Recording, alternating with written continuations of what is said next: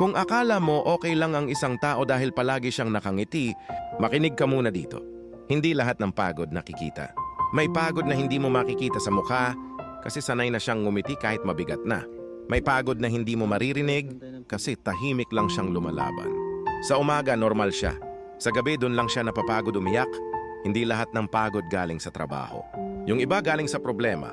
Yung iba galing sa responsibilidad. Yung iba galing sa pagiging strong para sa lahat. Pagod na siyang umintindi. Pagod na siyang magpatawad. Pagod na siyang maging matatag. Pero tuloy pa rin.